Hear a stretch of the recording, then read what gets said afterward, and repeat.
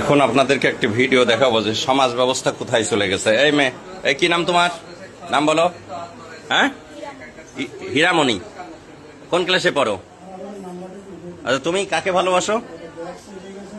হ্যাঁ, কি নাম? এই মিনাজুল কোনটা? এই দেখো নায়ক। এই টাকা, এদিক টাকা টাকা টাকা। তুই কি করিস? ওয়েল্ডিং এর কাজ করিস। আর তুমি পড়ো কোন ক্লাসে? বেনাপোল মাধ্যমিক বিদ্যালয়ে, তাই না? ক্লাস 6-এ। এই তুমি তুমি হ্যাঁ, এই মাথা ইয়ে করো।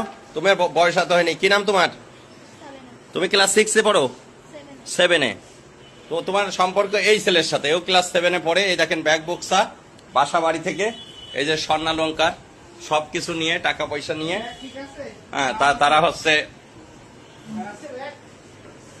টাকা পয়সা স্বর্ণালঙ্কার সব নিয়ে বাড়িতে বেতনা এক্সপ্রেসে তারা চলে যাচ্ছিল।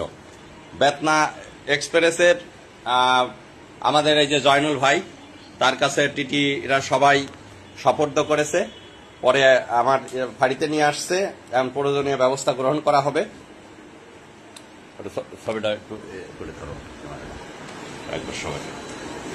এটা অবশ্যই অভিভাবকরা এই মুহূর্তে আসবে। অভিভাবকদের আসার পরেই আমরা আইনগত ব্যবস্থা যেটা হয়। খুবই দুঃখজনক এই সমাজ ব্যবস্থা কোথায় চলে যাচ্ছে। সন্তান আমারও আছে, আপনারও আছে। সন্তানদের প্রতি আসলে অভিভাবকদের খেয়াল রাখার পরেও সম্ভব হয়ে ওঠে না সবার।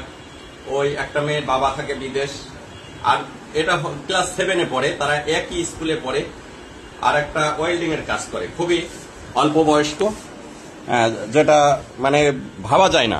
তারা অলরেডি বাড়ি থেকে পালায়ে তারা হচ্ছে এখন চলে যাচ্ছে।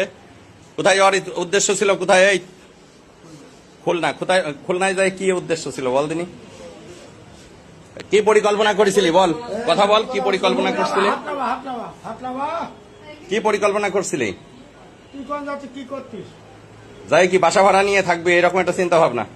তো বিয়ে হয়? তোদের বয়স হয়েছে, বিয়ে হইতো? বল। অযথা তো পুলিশকে তোরা হয়রানি করতি। যাই হোক ভিউয়ার্স, এই হচ্ছে সমাজের অধঃপতন। ভালো থাকবেন সবাই। আসসালামু আলাইকুম।